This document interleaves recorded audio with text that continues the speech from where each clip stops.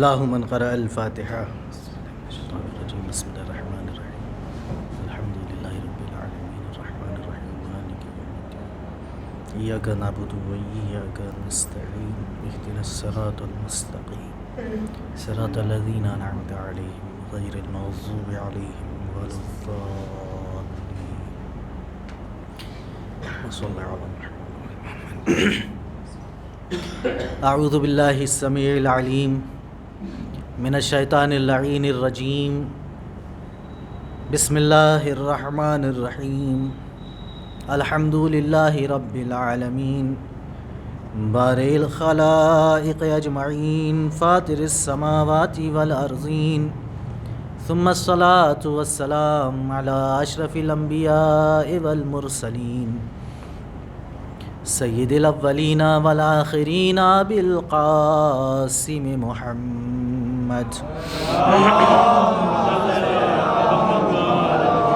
صلی اللہ علیہ وآلہ الطیبین الطاہرین المعصومین المظلومین المنتخبین المنتجبین الذین اذهب اللہ عنہم الرجس وطہرہم تطہیرا.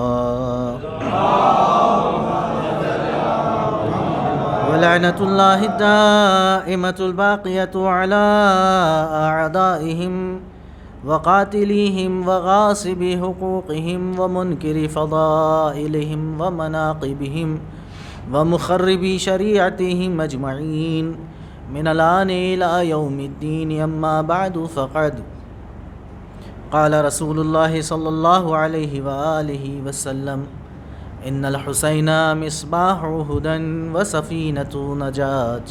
صلوات بر محمد.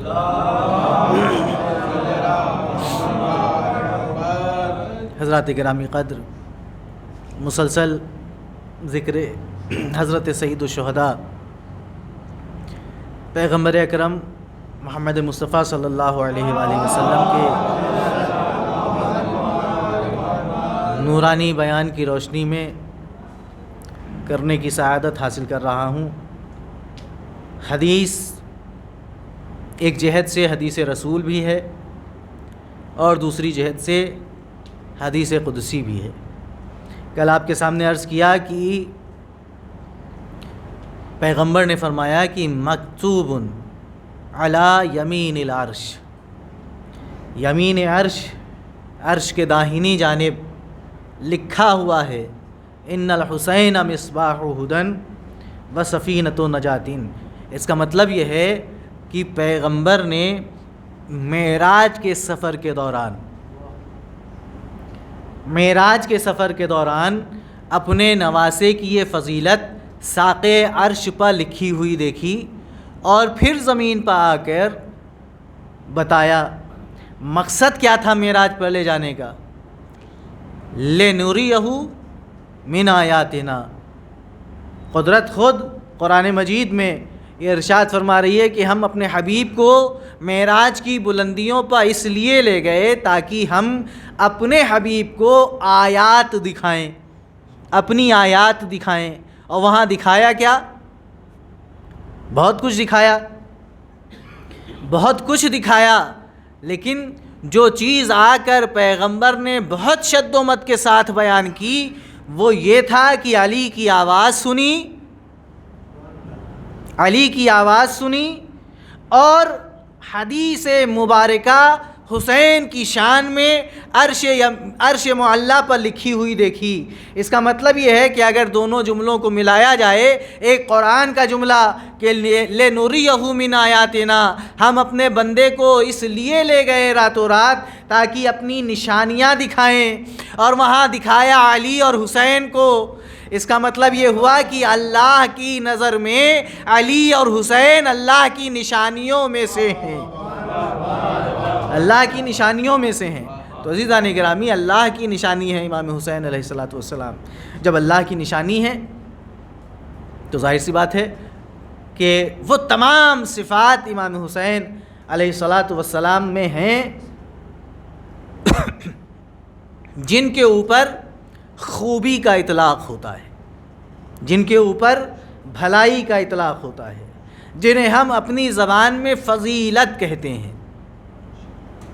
اور کل اور پرسوں کی مجلسوں میں میں نے آپ کے سامنے قرآن مجید کا سہارا لے کر چند آیات کا تذکرہ کرتے ہوئے بتایا کہ سابق میں جو انبیاء اللہ کی راہ میں جافشانیاں کرتے ہوئے دین کے پیغام کو پہنچانے کے لیے اس روئے زمین پر آئے اللہ کی طرف سے، ان تمام انبیاء کے اوصاف ہمارے اور آپ کے آقا حضرت امام حسین علیہ السلام میں۔ یا لفظوں کو بدل کر آپ کے سامنے یہ جملہ بھی اگر عرض کر دوں تو بے جا نہیں ہوگا کہ ان مجلسوں میں جہاں میں آپ کے سامنے عنوان تو عرفان کربلا ہے، لیکن عرفان کربلا کے لیے ضروری ہے، پہلی مجلس میں عرض کیا تھا کہ امام حسین علیہ السلام کا عرفان ہو، اور ان مجلسوں میں یہ کوشش کر رہا ہوں کہ امام حسین علیہ السلام کی قرآنی سیرت آپ کے سامنے پیش کر سکوں، قرآنی سیرت۔ کل کیا عرض کیا؟ وَجَعَلْنَا أَئِمَّةً يَهْدُونَ بِأَمْرِنَا۔ منصب امامت پر وہ فائز ہوگا جو اللہ کی طرف سے ہدایت کا کام انجام دے، اللہ کے حکم سے ہدایت کرے۔ آج کی مجلس میں حدیث کا ایک جملہ، اسی حدیث میں کل جو لفظ مصباح حدیث میں ذکر ہوا تھا، اسے میں نے قرآن کی آیت کے ذریعے سے آپ تک پہنچانے کی کوشش کی۔ اسی حدیث مبارکہ میں پورا منظر یہ ہے کہ پیغمبر مسجد میں تشریف فرما ہے، اصحاب موجود ہیں، اور اسی وقت امام حسین علیہ السلام کا ورود مسرور اس محفل نورانی میں ہوتا ہے۔ فوراً رسول اسلام کہتے ہیں مرحبا یا زین السماوات والارض، اے زمین و آسمان کی زینت، آپ کا استقبال ہے۔ پاس میں بیٹھا ہوا ایک شخص فوراً معترض ہوتا ہے، کیفا یکون زین السماوات والارض احد غیرک یا رسول اللہ۔ دیکھیے سوال بھی بہت ضروری ہوتے ہیں، اللہ نے ان سوال پوچھنے والوں کو شاید اسی لیے خلق کیا کہ اہل بیت علیہم السلام انکسار کی معراج پر وہ اپنی زبان سے اپنی فضیلت کہیں بیان کرتے ہوئے خود نظر نہیں آتے۔ اللہ نے ان سوال کرنے والوں کو خلق ہی اسی لیے کیا کہ جب کوئی فضیلت ان کی حلق سے نیچے نہ اترے اور یہ رسول سے سوال کریں تو رسول فضائل اہل بیت کا دفتر کھول دیں۔ ابھی یہی کہا تھا یا زین السماوات والارض، اے آسمان و زمین کی زینت، مرحبا۔ فوراً پوچھ لیا یا رسول اللہ، آپ کے سوا زمین و آسمان کی زینت کوئی اور بھی ہو سکتا ہے؟ فوراً رسول نے اس کو دیکھا،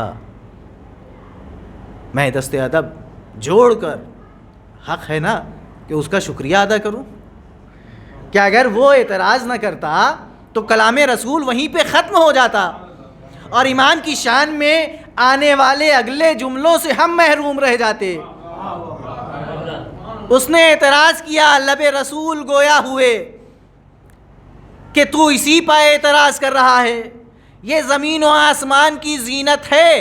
اور سن لے، جب میں معراج پر گیا تو میں نے یمین عرش پر لکھا ہوا دیکھا، ان الحسین مصباح ہدن و سفینۃ نجات و امام غیر وہن،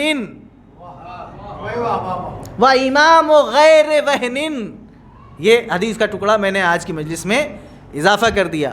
حدیث میں نے عرض کیا ہے کبھی آپ کے سامنے 2.5 صفحات پر مشتمل ہے، جس میں پیغمبر اسلام نے مولا متقیان امام حسین علیہ السلام سے ذکر کو شروع کیا ہے اور حضرت امام زمانہ علیہ السلام تک اپنی گفتگو کو پہنچایا ہے۔ اس کا مطلب یہ ہے کہ جو امام حسین تک پہنچے گا وہ کبھی نہ کبھی امام کے اس آخری وارث تک ضرور پہنچے گا، اور جو حسین تک پہنچے گا وہ امام کے آخری وارث تک کیسے پہنچے گا؟ آج کے زمانے میں اس کی سبیل کیا ہے؟ اعتراض ہو رہا ہے یہ ذکر کربلا بار بار کیوں ہے؟ تو ذکر کربلا بار بار اسی لیے ہے کہ نام حسین پہ آؤ، ذکر کربلا کے تصدق میں امام زمانہ تک پہنچ جاؤ۔ ذکر کربلا کے تصدق میں امام زمانہ تک پہنچا. امام و غیر وہن ترجمہ کیا ہے؟ چراغ ہدایت ہیں، سفینہ نجات ہیں. و امام و غیر وہن، اور ایسے امام ہیں جو سست نہیں ہیں. ایسے امام ہیں جو سست نہیں ہیں. جہاں سستی ہوتی ہے وہاں کیا ہوتا ہے؟ بہت سی روایات ذہن میں ہیں کہ اسی سستی کو ایک دوسرے لفظ کے ذریعے سے بھی ظاہر کیا جاتا ہے. لکھا گیا کہ جب پیغمبر نے کہا کہ کون جائے گا مرحب و انتر کے مقابلے پر، تو سب نے سستی دکھائی. سب نے سستی دکھائی. تو عزیزان گرامی، اب اس سستی کے لیے دوسرا لفظ کیا ہے وہ آپ کے ذہنوں میں آ گیا. میں اس لفظ کا تذکرہ نہیں کروں گا یہاں ممبر کی بلندی سے. تو رسول اسلام نے فرمایا کہ ہوا امام و غیر وہن، وہ ایسا امام ہے کہ جو سست نہیں ہے. جو سست نہیں ہے. میں نے کہا یا رسول اللہ، آپ امام حسین کے لیے یہ جملہ کیوں ارشاد فرما رہے ہیں؟ ابھی تو بچپنا ہے، ابھی تو بچپنا ہے. بچپن کے تقاضے کچھ اور ہیں. ہمیشہ بچپن کے تقاضے کچھ اور ہوتے ہیں. ابھی انہیں کسی معرکے پر جانا نہیں ہے. وقت آئے گا جب معرکے پر جائیں گے تو زمانہ خود دیکھ لے گا کہ سست ہیں یا سست نہیں ہیں.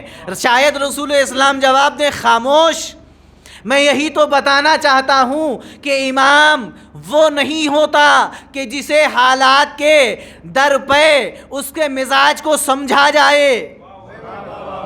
امام وہ نہیں ہوتا کہ حالات کے آئینے میں جس کے مزاج کو دیکھ کر، جس کے کردار کو دیکھ کر لوگ فیصلہ کریں کہ یہ ایسا ہے اور یہ ایسا نہیں ہے. بلکہ امام بچپن ہی سے امام ہوتا ہے، اور اللہ کی طرف سے جو منصب امامت ہے اس پر فائز ہونے والے کی میں نشانی بتا رہا ہوں کہ آنے والے وقت میں اگر تمہارے سامنے کوئی کسی کو اپنا رہبر، پیشوا اور امام بنا کر پیش کرے تو یہ اس معیار کو اپنی نظروں میں رکھنا اور اس معیار پر پرکھ کر دیکھ لینا کہیں سست تو نہیں ہے، کہیں سست تو نہیں ہے. رسول اسلام نے معیار بتایا اور یہی معیار قرآن بھی بتا رہا ہے. وَكَأَيٍّ مِّن نَبِيٍّ وَقَاتَلَ مَعَهُ رِبِّيُّونَ، بہت سے نبی جنہوں نے راہ خدا میں جہاد کیا. وَقَاتَلَ مَعَهُ رِبِّيُّونَ، اور ایمانداروں کی جماعت نے ان کا ساتھ دیا اور ان نبیوں کے ساتھ مل کر جنگ کی، جہاد کیا.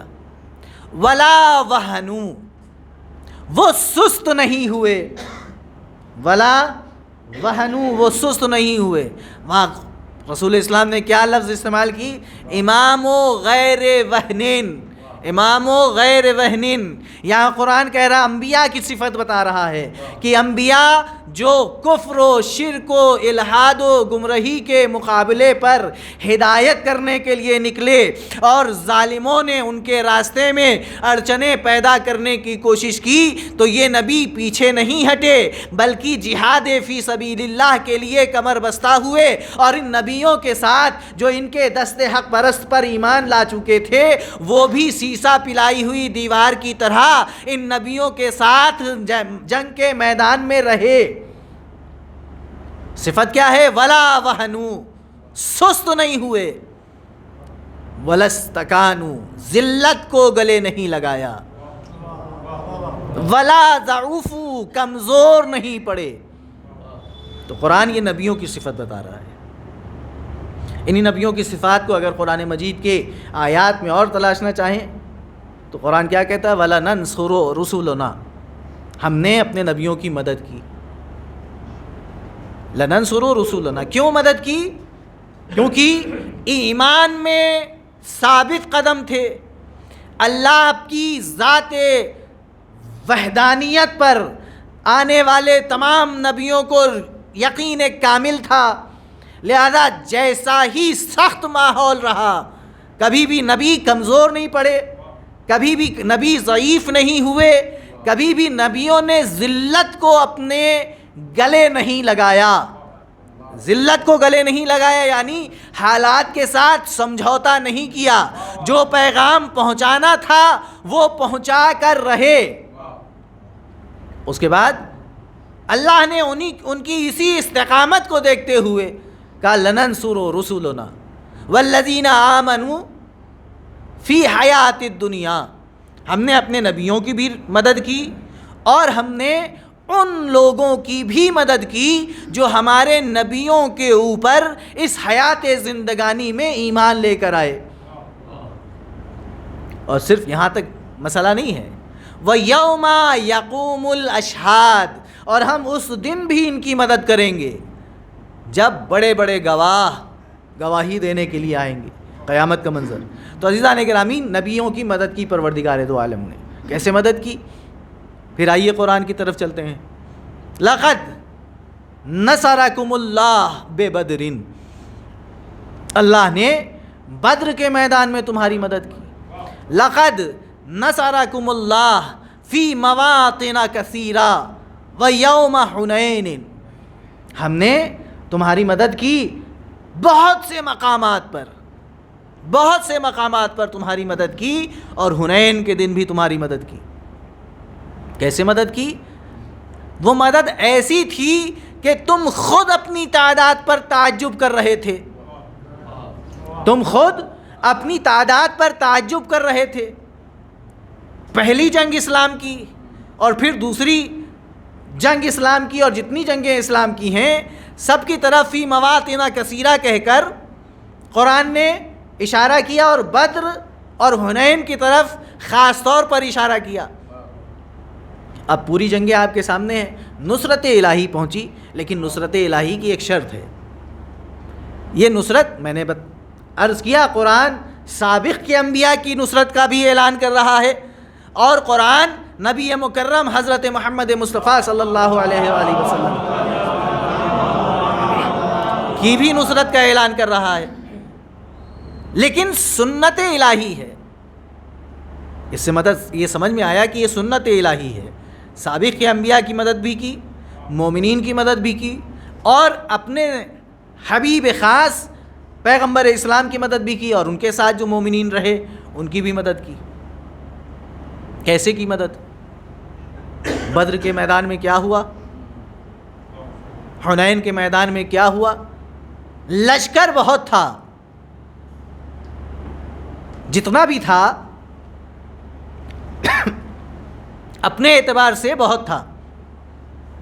سامنے کبھی 1000 کا لشکر، کبھی 2000 کا لشکر، کبھی 3000 کا لشکر۔ ہوتا کیا تھا؟ لشکر والے جب پہنچے، جب جنگ تمام ہو گئی، ابو جہل یا ابو لہب اس پہلی جنگ میں کافروں کے ساتھ نہیں گئے۔ جب واپس آیا قافلہ پلٹ کر، لشکر ہار کا ہار پہن کر، تو پھر پوچھا گیا کہ کیا رہا بھائی؟ جواب دیا پتہ نہیں، مٹھی بھر مسلمان تھے، 313، لیکن وہ ایسے ہم پر غالب آ گئے کہ ہماری عقلیں حیران تھیں۔ ہم جس طرف دیکھتے تھے مسلمانوں کا لشکر تھا، جس طرف دیکھتے تھے مسلمانوں کا لشکر تھا۔ اللہ نے فرشتوں کے ذریعے سے مدد کی، اللہ نے فرشتوں کے ذریعے سے مدد کی۔ تو کیا کسی مسلمان نے فرشتوں کو دیکھا؟ کیا کسی مسلمان نے فرشتوں کو دیکھا؟ نہیں۔ مسلمان نے اتنا تو محسوس کیا کہ ہمارا چھوٹا سا لشکر ان کفار کے بڑے لشکر پر غالب آیا جا رہا ہے۔ عقلیں حیران تھی خود مسلمانوں کی بھی۔ ایک صلوات پڑھیں بر محمد۔ لیکن راز بعد میں کھلا جب لشکر اسلام بھی اطمینان سے آ کر بیٹھا اور لوگوں نے کہا یا علی ہم نے آپ کو قلب لشکر میں حملہ کرتے ہوئے دیکھا. کسی نے آگے بڑھ کر کہا کہ نہیں تم غلط کہہ رہے ہو, میں نے تو میمنے پالی کو جنگ کرتے ہوئے دیکھا. کسی نے بڑھ کر آواز دی تم دونوں غلط, میں نے میسر پالی کو دیکھا. لوگ آئے رسول اسلام کے پاس, یا علی یا رسول اللہ, علی ایک دعوے اتنے, علی ایک دعوے اتنے, یا رسول اللہ صحیح کون؟ علی قلب لشکر میں تھے یا میمنے پر تھے یا میسرے پر تھے؟ علی کہاں جنگ کر رہے تھے؟ کہا کہ علی قلب لشکر میں جنگ کر رہے تھے. پوچھا پھر میمنے اور میسرے پر علی جیسا کون تھا؟ فرمایا اللہ نے فرشتوں کو علی کی صورت میں تمہاری مدد کرنے کے لیے بھیجا تھا. معلوم ہوا کہ اگر اللہ اپنی مدد کرنا اپنی طرف سے مدد بھیجنا چاہتا ہے تو شکل علی کو وسیلہ بناتا ہے, شکل علی کو وسیلہ بناتا ہے. اب یا علی مدد کہنے پر اعتراض کرنے والوں یا تو تاریخ کے صفحات کو پھاڑ کر پھینک دو یا یہ قبول کرو کہ علی سے مانگنا مدد بدعت نہیں الہی سنت ہے. علی سے مدد مانگنا بدعت نہیں ہے, الہی سنت ہے.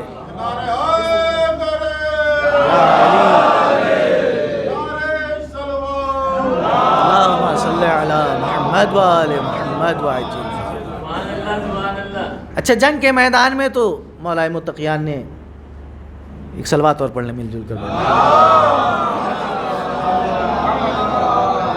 جنگ کے میدان میں مدد ہوئی, لیکن کیا جنگ کے علاوہ بھی اللہ نے مدد کی؟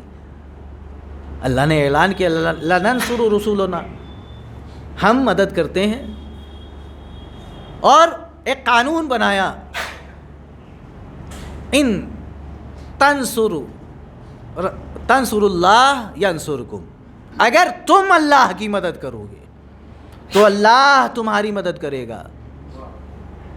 ایک معیار بنایا اللہ نے کہ دیکھو نصرت پہنچتی ہے مگر ہر ایک تک نہیں پہنچتی. اچھا, آپ کہیں گے یہ کیسی بات کہہ دی آپ نے؟ تو سنت الہی دو طرح کی ہیں, ایک خاص اور ایک عام.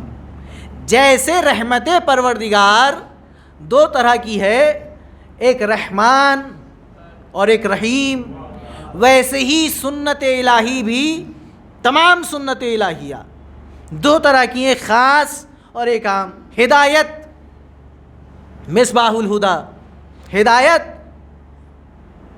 عام ہے, سب کو پہنچی ہوئی ہے, سب کو پہنچی ہے. کوئی یہ نہیں کہہ سکتا کہ ہدایت اسے نہیں ملی. کیسے؟ اس ہندوستان کی سرزمین پر مختلف خداؤں کو ماننے والے اگر آپ ان سے اطمینان سے بیٹھ کر بات کریں تو نتیجہ یہی نکلے گا کہ اصل میں پروردگار ایک ہے, وہ نراکار ہے, ساکار ہے. یہ ساری بحثیں کرنے کے بعد نتیجہ ایک ہی ہے کہ ایک ہے. ٹھیک, کون سی, یہ کیوں کہی جا رہی ہے بات؟ اس عام ہدایت کی بدولت.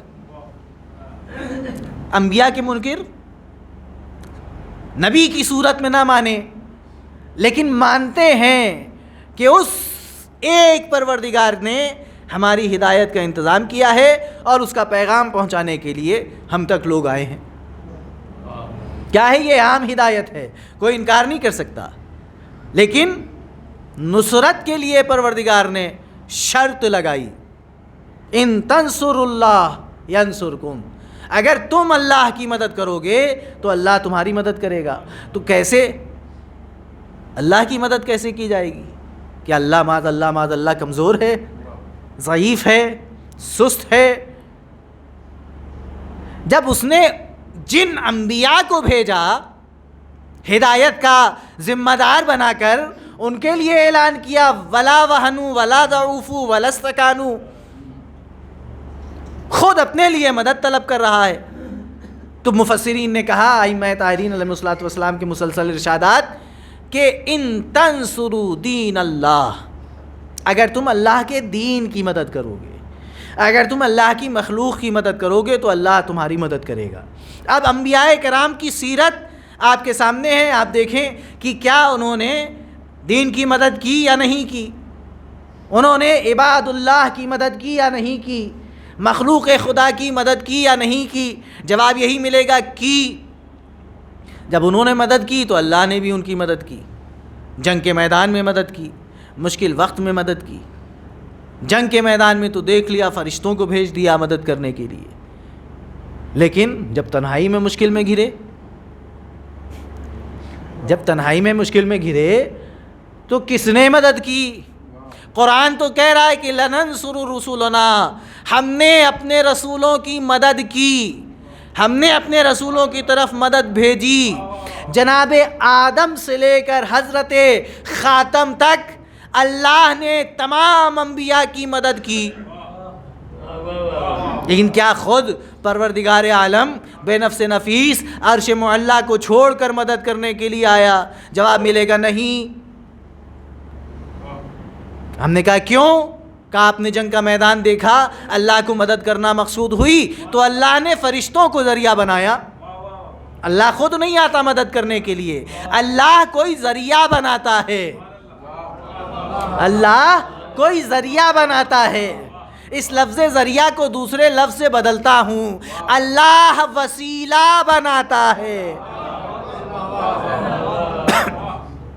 یہ ہے اللہ کی سنت، اپنی مدد بھیجنے کے لیے اللہ وسیلہ بناتا ہے اور ہمیں بھی حکم دیتا ہے وَابْتَغُوا إِلَيْهِ الْوَسِيلَةَ، اس تک پہنچنے کے لیے وسیلہ تلاش کرو۔ تو عزیزان گرامی، جو منکر ہیں وسیلے کے بھی، وہ ذرا آیات قرآنیہ میں غور کریں اور بتائیں کہ ان کا اعتراض کہاں تک درست ہے۔ اب اللہ نے مجمع عام میں جنگ کے میدان میں فرشتوں کے ذریعے سے مدد بھیج دی، لیکن تنہائی میں جب کسی نبی پر مشکل پڑی، بزم رسالت ہے، پیغمبر منبر پر تشریف فرما ہے، اصحاب بیٹھے ہوئے ہیں، مسجد کے دروازے سے ایک عجیب و غریب مخلوق داخل مسجد ہوئی اور کہا السلام علیکہ یا رسول اللہ، اے اللہ کے رسول آپ پر سلام۔ جیسے ہی لوگ متوجہ ہوئے، ڈرے سہمے، ویسی مخلوق کو آج تک دیکھا نہیں تھا۔ امام غیر وہن، یہی مجمع ہے نا جو یہاں بیٹھا ہوا ڈر رہا ہے، یہی کل سقیفہ میں ہوگا۔ رسول نے اسی لیے ولادت امام حسین کے وقت کلیئر کٹ بات کی، امام غیر وہن، ڈرے۔ آنے والے کو بھی محسوس ہوا ان کا ڈر، کہا یا رسول اللہ آپ کے اصحاب مجھ سے ڈر رہے ہیں، اجازت دیجئے کہ میں اپنا تعارف کروا دوں۔ کہاں اجازت ہے؟ پلٹا اصحاب کی طرف، کہا میں حام ابن ہیم ابن لافس ابن ابلیس ہوں، حام ابن ہیم ابن لافس ابن ابلیس ہوں، اور میرے اس بزم میں آنے کی وجہ یہ ہے کہ جب سے آدم کو خلق کیا گیا، ابلیس کے دل میں آدم کی دشمنی پیدا ہوئی اور اس نے یہ عزم کیا کہ اللہ نے آدم کو لوگوں کی ہدایت کے لیے خلق کیا ہے، لہذا آج سے میرا کام یہ ہے کہ میں ہدایت کو لوگوں تک پہنچنے نہ دوں، اس لیے جو بھی ہادی اللہ کی ہدایت کے منصب پر فائز ہو کر ہدایت کا کام انجام دینے کے لیے روئے زمین پر مخلوق کے درمیان آئے گا، ہم اس کے لیے مشکلیں پیدا کریں گے۔ یہ پورا ایجنڈا اس نے ابلیس کا بزم رسول میں بیان کیا۔ رسول نے پوچھا پھر کیا ہوا؟ کہا جب آدم ہدایت کے لیے آئے ہم ان کو تکلیف پہنچانے کے لیے، ان کے لیے مشکلیں ایجاد کرنے کے لیے پہنچے، اور جیسے ہی آدم کے لیے مشکلیں ایجاد کرنے کی نیت سے آدم کے قریب آئے، ہم نے دیکھا ایک خوب رو جوان بزم میں، جنگ کے میدان میں اللہ نے فرشتوں کے ذریعے سے مدد کی، لیکن جب تنہائی کا معاملہ آیا، تنہا نبی کو ضرورت پڑی مدد کی، تو اللہ نے مدد کیسے کی؟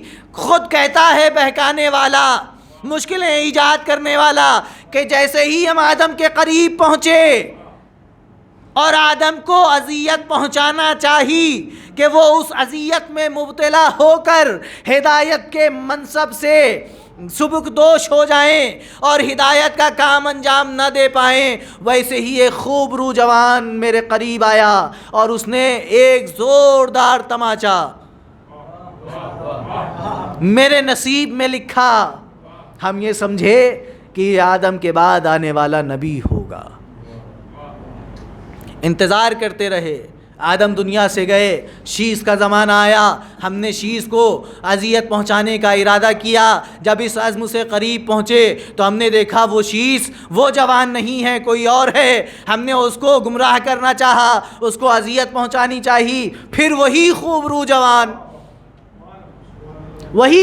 جوان رونما ہوا، ہمیں وہاں سے دفع کیا، شیش پیغمبر کی مدد کی۔ زمانہ آگے بڑھتا رہا، داؤد آئے، ہم ان کو اذیت پہنچانے کے لیے ان کے قریب گئے، پھر دیکھا وہی جوان، ہم سمجھے کہ داؤد کے بعد آنے والا نبی ہوگا۔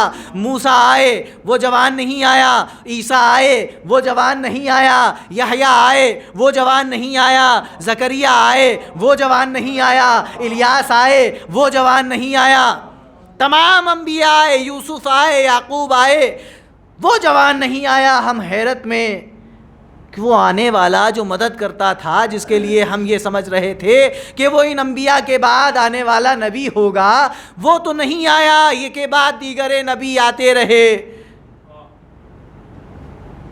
ہماری عقلیں حیران تھیں۔ یا رسول اللہ، آج آپ کی خدمت میں شرف یابی کا مقصد یہ ہے کہ ہمیں بھی معلوم ہے کہ آپ کے بعد کوئی نبی نہیں آئے گا، آپ کے بعد کوئی نبی نہیں آئے گا، اور آپ بھی وہ خوب رو جوان نہیں ہیں۔ تو یا رسول اللہ، اس سے پہلے کہ آپ کا زمانہ ختم ہو، ہماری یہ مشکل حل فرمائیے کہ آدم کی مدد کرنے کون آیا، شیش کی مدد کرنے کون آیا، نوح کی مدد کرنے کون آیا، ابراہیم کی مدد کرنے کون آیا، یحییٰ و زکریا، یوسف و یعقوب کی مدد کرنے کے لیے کون آیا۔ نبی مکرم مسکرائے، پہلو میں بیٹھے ہوئے علی مرتضیٰ جو سر کو جھکائے بیٹھے تھے، ان کے چہرے مبارک کی طرف دست مبارک بڑھایا، سر کو بلند کیا، لیکن اس سے پہلے پوچھا، اے حام ابن ہیم ابن لافس ابن ابلیس، کیا تم اس جوان کو اس وقت دیکھو گے تو پہچان لو گے؟ کہا ہاں یا رسول اللہ، اسی کے تو مشتاق ہیں۔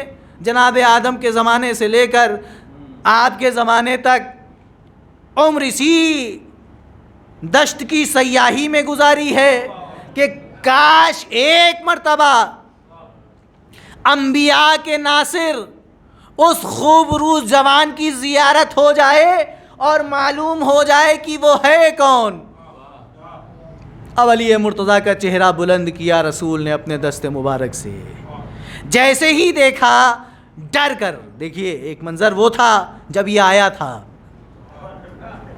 ایک منظر وہ تھا جب یہ آیا تھا، جب یہ آیا تھا تو کچھ اور لوگ ڈرے تھے، لیکن جیسے ہی علی نے چہرہ اوپر کیا تو یہ ڈرا، لرز کے کانپنے لگا۔ یا رسول اللہ، یہ جوان ہے کون؟ یہ جوان ہے کون؟ اللہ کے رسول کی زبان فضائل علی میں رطب اللسان ہوئی. یہ یعصوب الدین ہے، یہ امیر المومنین ہے، یہ قائد الغر المحجلین ہے، یہ انبیاء کا ناصر ہے، یہ دین خدا کا ناصر ہے، یہ قرآن کا مفسر ہے، یہ میرا بھائی ہے، یہ میرا وصی ہے، یہ میرا ولی ہے. یعنی اللہ نے یہ انتظام کیا کہ نسل ابلیس کے ذریعے سے بھی، نسل ابلیس کے ذریعے سے بھی سوال کر کے لوگوں تک علی کے فضائل پہنچا دیے جائیں اور وہ خاموشی سے سن کے چلا جائے اور کوئی اعتراض نہ کرے، تاکہ دنیا کو پیغام ملے کہ اگر کوئی ابلیس کی نسل کا بھی ہوگا تو علی کے فضائل سن کے انکار کرنے کی جرأت نہیں کرے گا. علی کے فضائل سن کے انکار کرنے کی جرأت نہیں کرے گا. عزیزان گرامی، وہ چلا گیا. اللہ نے نصرت کی. لننصر رسلنا والذین آمنوا فی حیات الدنیا. ہم مدد کریں گے رسولوں کی اور ان لوگوں کی کہ جو اچھا مدد ہوتی کیسی ہے. بعض جنگیں ایسی بھی ہیں جن میں مدد آئی اللہ کی مگر شکست ملی اللہ کی مدد کے بعد. ہے نا ایسی جنگیں؟ قرآن کے دامن میں ان کا تذکرہ موجود ہے، تاریخ کے صفحات میں ان کا ذکر موجود ہے. لیکن آپ جان لیں کہ نصرت دو طرح کی ہوتی ہے. ایک نصرت یہ ہوتی ہے کہ ظاہر بظاہر اس کا نتیجہ دکھائی دے، اور ایک نصرت اس طریقے کی ہوتی ہے کہ ظاہر میں تو نقصان نظر آئے مگر اس کے نتائج وہی ہوں جس ہدف کے ساتھ قدم اٹھایا گیا تھا. ہندوستانی فوج بارڈر پر ہے، ایک ٹینک اس کے ساتھ ہے، جو فوج میں ٹینک ہوتے ہیں وہ ہے، اور اس پر مثلا فرض کر لیجئے 5 ہندوستانی فوج کے بہادر جوان تعینات ہیں. جنگ چھڑی ہوئی ہے اور مصلحت ان جوانوں نے یہ دیکھی کہ یہ ٹینک ہم لے کر دشمن کے گروہ میں پہنچ جائیں اور وہاں جا کر بلاسٹ کریں. مصلحت یہ دیکھی، تبھی ہم جیت پائیں گے. اب یہ جوان اس ٹینک کو لے کر دشمن کے دل میں اتر گئے اور وہاں جا کر اس ٹینک کو بلاسٹ کیا. اب کوئی ذی شعور ذی عقل آپ کو یہ کہتا ہوا نظر آئے گا کہ جنگ ہار گئے، جان ہی نہیں بچی تو کیا ہوا. جب جان ہی نہیں بچی تو حاصل کیا ہوا. لیکن صاحبان عقل و فہم بڑھ کر جواب دیں گے کہ جان نہیں بچی، لیکن دیکھو یہ قدم جس مقصد سے اٹھایا گیا تھا وہ حاصل ہوا یا نہیں. اللہ نے اور جنگوں میں جن کا ذکر قرآن میں کیا اور مدد دینے کا وعدہ کیا اور مدد بھیجنے کا ذکر کیا، وہاں مقصود تھی ہدایت. ان جنگوں میں اگر شکست ہوئی لیکن انسان ہدایت یافتہ ہوا تو اس کا مطلب یہ ہے کہ ظاہراً شکست ہوئی لیکن اللہ کی مدد سے ہدف میں کامیابی ملی، ہدف میں کامیابی ملی. ایسے ہی جنگ کربلا، کوئی یہ نہ کہے کہ امام حسین تو ہار گئے. امام حسین نہیں ہارے. ہارتا وہ ہے جو سست ہو، جو ضعیف ہو، جو کمزور پڑ جائے، جو ذلت کو اور رسوائی کو گلے لگا لے. لیکن انبیاء کے وارث ہیں امام حسین. جیسے انبیاء کے ہاں لا وہنوا ولا استکانوا ولا ضعفوا دکھائی دیتا ہے، ویسے ہی امام حسین علیہ السلام کی سیرت طیبہ میں کربلا کے میدان میں وہی سب صفات ہمیں نظر آتے ہیں. ورنہ اتنے مصیبتوں آلام میں گھرے ہوئے کسی شخص کو آپ نے دیکھا کہ وہ کمزور نہ پڑے، وہ سست نہ پڑ جائے، وہ مصلحت کے ہاتھوں مصالحت نہ کر لے۔ بار بار امام سے کہا جا رہا تھا بیعت کر لو، ہم تمہیں امن عطا کریں گے، امان عطا کریں گے، لیکن تاریخی جملہ امام کا کہ حسین جیسا تجھ جیسے کی بیعت نہیں کر سکتا۔ کیوں؟ امام جانتے تھے کہ حسین کی بیعت صرف حسین کی بیعت نہیں ہے، حسین جن انبیاء کا وارث بن کے کربلا کے میدان میں ہے ان تمام انبیاء کی بیعت بھی ہے۔ عزیزان گرامی، آج 6 محرم کا سورج ڈوب چکا، کربلا کے میدان میں امام پہنچ گئے، چاروں طرف سے اشقیاء کی فوج نے امام کے ساتھیوں کو گھیر لیا، اور وہ وقت بھی آیا جسے ہم عاشور کا دن کہتے ہیں۔ صبح نمودار ہوئی، لیکن ایک مانوس آواز کے ساتھ، اذان علی اکبر سے۔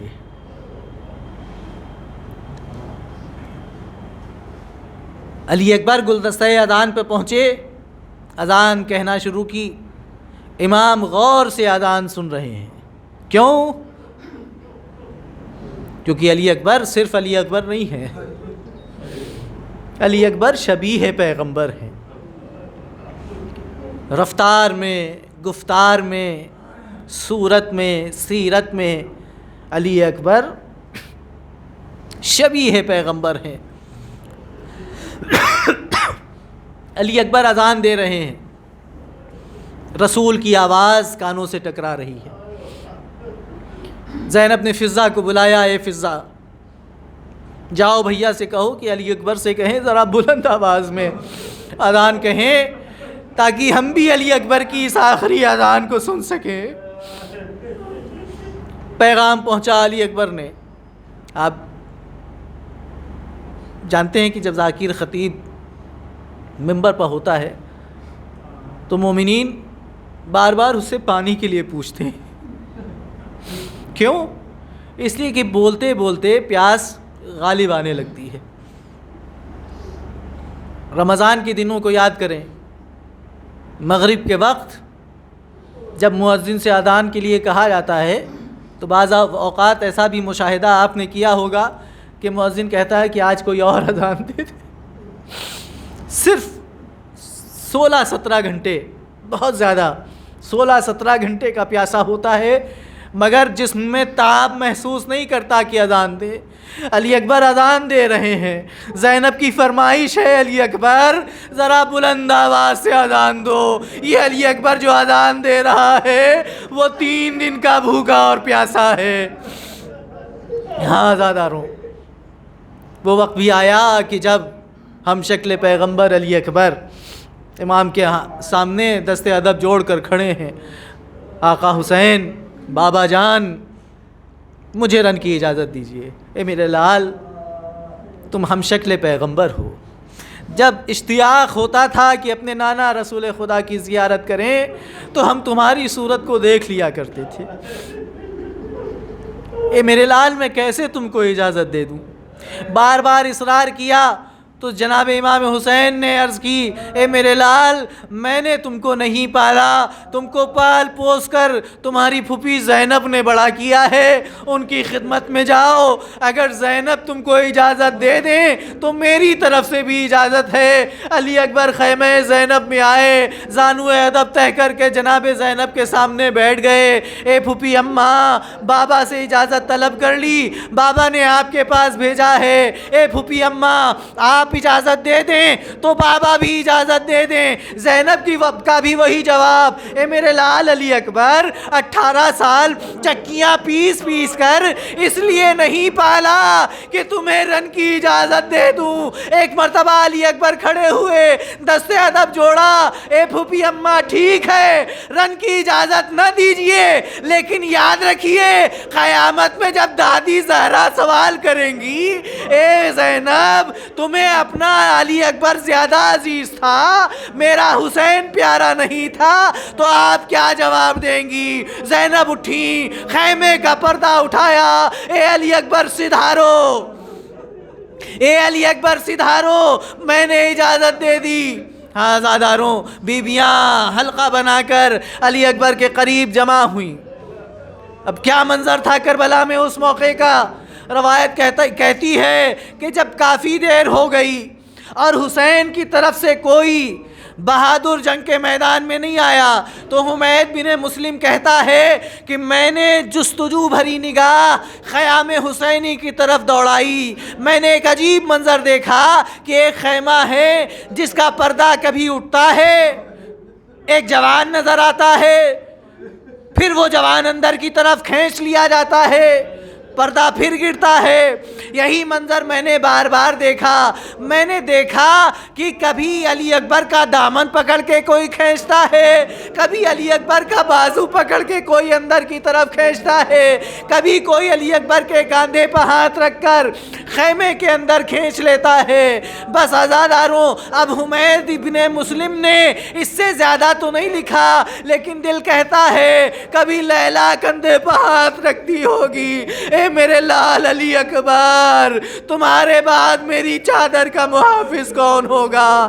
کبھی زینب شانہ پکڑ کر علی اکبر سے کہتی ہوں گی، اے علی اکبر میدان میں جانا تو دادا علی مرتضیٰ کے جہاد کی لاج رکھنا۔ کبھی ننھی سکینہ اپنے ننھے ہاتھوں سے علی اکبر کا دامن پکڑ کے کہتی ہوگی، اے بھیا علی اکبر میدان میں جانا مگر میری بہن سغرا کو یاد رکھنا۔ ہاں زاداروں، علی اکبر سوار ہوئے، علی اکبر سوار ہوئے، بابا سے رخصت ہوئے، میدان کارزار میں پہنچے، تیغ علی کے جوہر دکھانا شروع کیے۔ کچھ دیر کے بعد خیمہ گاہ کی طرف واپس آئے، لیکن ایسے ہی واپس نہیں آئے۔ روایت کہتی ہے کہ ایک بلندی پر امام حسین کھڑے ہیں علی اکبر کی جنگ دیکھنے کے لیے، پہلو میں مولا عباس ہیں، در خیمہ پر فضہ ہیں، ان کو جناب زینب نے مامور کیا ہے، اے زینب علی اکبر کی جنگ کا نظارہ مجھے بھی دیکھنا ہے، مگر غیرت زہرا مانے ہیں، میں بلندی پر جا نہیں سکتی، بھائی بلندی پر ہے، بھائی کے چہرے کے نشیب و فراز آ کر مجھے بتاتی رہنا تاکہ میں علی اکبر کی جنگ کا مشاہدہ بھائی کے چہرے کے ذریعے سے کرتی رہوں۔ ساتھ میں لیلا بھی ہیں، لیلا بھی موجود ہیں۔ فضہ علی اکبر کی جنگ کی واردات جناب زینب و لیلا کو سنا رہی ہیں۔ ناگہاں کہ جب امام کے چہرے کا رنگ کھلتا ہے تو جناب فضہ کو جا کر زینب و ام لیلا کو بتاتی ہیں کہ شہزادہ بڑھ بڑھ کر وار کر رہا ہے۔ اسی اثناء میں ایک مرتبہ امام کے چہرے کا رنگ متغیر ہوا، فضہ نے دوڑ کر شہزادی کو خبر دی، لیلا نے فوراً فضہ کے ذریعے سے پیغام پہنچایا، اے مولا حسین آپ کے چہرے کا رنگ متغیر کیوں ہو گیا؟ کہا فضہ جاؤ لیلا سے کہو بارگاہ خداوندی میں دعا کرے، بارگاہ خداوندی میں دعا کرے، آپ میرے لال کے سامنے عرب کا بہت بڑا بہادر ہے۔ مولا سے میں کہوں گا مولا کتنا ہی بڑا عرب کا بہادر ہو، آپ کے لال سے زیادہ بہادر تو نہیں۔ تو شاید امام جواب دیں میں لیلا سے دعا کرنے کے لیے اس لیے کہہ رہا ہوں کہ آنے والا بہادر 3 دن کا بھوکا اور پیاسا نہیں ہے، لیکن میرا لال علی اکبر 3 دن کا بھوکا اور پیاسا ہے۔ لیلا مصلی عبادت پر پہنچی، بالوں کو پریشان کیا، دستے دعا بلند کیے، یا رادہ یوسف الی یعقوب، یا رادہ اسماعیل الی ہاجرہ، رد علی ولدی، اے یوسف کو یعقوب سے ملانے والے، اے اسماعیل کو ہاجرہ سے ملانے والے، میرے لال کو میری طرف واپس بھیج دے۔ دعا قبول ہوئی، علی اکبر خیمے میں آئے، لیکن آئے کس لیے؟ فرماتے ہیں یا ابت العطش قد قتلنی، اے بابا جان پیاس کی شدت مارے ڈالتی ہے، وَثِقْلُ حَدِيدِ أَجْهَدَنِي، اور زرا کی گرمی اور وزن مجھے کمزور کر رہا ہے۔ اے بابا اگر ایک قطرے آپ کا انتظام ہو جائے تو ان دشمنوں کو علی کی شجاعت یاد دلا دوں۔ آنکھوں سے اشکوں کا سیلاب رواں ہوا۔ ایک مرتبہ قریب بلایا، اے میرے لال علی اکبر قریب آؤ۔ قریب آئے علی اکبر، اے میرے لال تمہیں پیاس کا احساس نہیں ہوگا۔ ایک مرتبہ اپنی زبان، قیامت کا منظر ہے تاریخ کربلا کا، ایک مرتبہ اپنی زبان میرے دہن میں رکھ دو میرے لال۔ علی اکبر نے باپ کے حکم کی اطاعت میں اپنی زبان کو حسین کے دہن میں رکھا، لیکن جیسے ہی رکھا فوراً واپس کھینچا۔ اے بابا آپ تو مجھ سے بھی زیادہ پیاسے ہیں، اے بابا آپ کی حلق میں تو کانٹے پڑے ہوئے ہیں۔ انگشتری مبارک اتاری، علی اکبر کے دہن میں رکھی۔ اے میرے لال سدھارو، اے میرے لال سدھارو۔ علی اکبر سوار ہوئے، تھوڑی دور بڑھے، دیکھا سنا کہ ایک آواز کانوں میں آ رہی ہے، یا بنیا مہلن مہلا، یا بنیا مہلن مہلا۔ عزاداروں حسین کے کڑیل جوان کا ماتم ہے، یا بنیا مہلن مہلا۔ ایک مرتبہ علی اکبر نے فرس کی بلندی سے مڑ کر پیچھے دیکھا بوڑھا باپ ٹوٹی ہوئی کمر تھامے ہوئے۔ اے میرے لال آہستہ، اے میرے لال آہستہ، یہ نوحہ پڑھتے ہوئے میدان کربلا کی طرف علی اکبر کے گھوڑے کے پیچھے پیچھے آ رہے ہیں۔ علی اکبر گھوڑے سے اترے، بابا کے قریب آئے۔ اے بابا جب رن میں جانے کی اجازت دے دی تو اب آپ پیچھے کیوں آ رہے ہیں؟ ایک جملہ کہا، اے علی اکبر اگر تم صاحب اولاد ہوتے تو تم سمجھ سکتے کہ حسین پر اس وقت کیا گزر رہی ہے۔ دوبارہ سوار ہوئے، میدان کارزار کی طرف گئے۔ ایک مرتبہ پھر علی کے پوتے نے شجاعت کے جوہر دکھانا شروع کیے۔ ہاں عزاداروں بس اب کلیجے میں تاب نہیں کہ مولا علی اکبر کی جنگ آپ کے سامنے پیش کروں۔ چاروں طرف سے گھیرا گیا۔ روایت کا جملہ صرف مولا عباس کے سر پر گرز نہیں لگا، پہلے مولا علی اکبر کے سر پر کسی نے تلوار کی ضرب لگائی، اسی سے کو موقع غنیمت جانتے ہوئے سنان ابن انس مالکی نے ایک نیزہ علی اکبر کے سینے کی طرف روانہ کیا۔ روایت کا جملہ، وہ نیزہ علی اکبر کے سینے میں جیسے ہی پیوست ہوا اس نے اس نیزے کو واپس کھینچنا چاہا۔ جیسے ہی پورا زور لگا کر اس نیزے کو واپس کھینچا تو تاریخ کا جملہ کہ علی اکبر کے سینے میں اس نیزے کی یعنی پسلیوں میں الجھ کر ٹوٹ گئی۔ علی اکبر نے گھوڑے کی گلے میں باہیں ڈال دی۔ ہاں عزاداروں قیامت کا جملہ صاحبان مقاتل نے لکھا، اب گھوڑے کی کوشش یہ ہے کہ علی اکبر کو خیمے تک پہنچا دیں، لیکن چاروں طرف سے گھیرے ہوئے لشکر نے اپنی اپنی تلواریں نکالی اور جملہ تاریخ کا سنیے، وَقَتَلُوهُ بِسُيُوفِهِمْ اربن اربا۔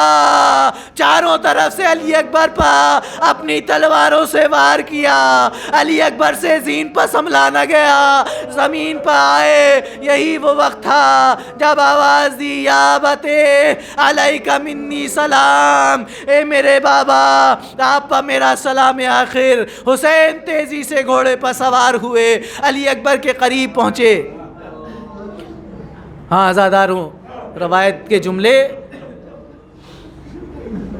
ایک روایت تو یہ ہے کہ علی اکبر کے سرہانے امام گھوڑے پر سوار ہو کر پہنچے، لیکن اس سے قیامت کی روایت بھی صاحبان مقاتل نے لکھی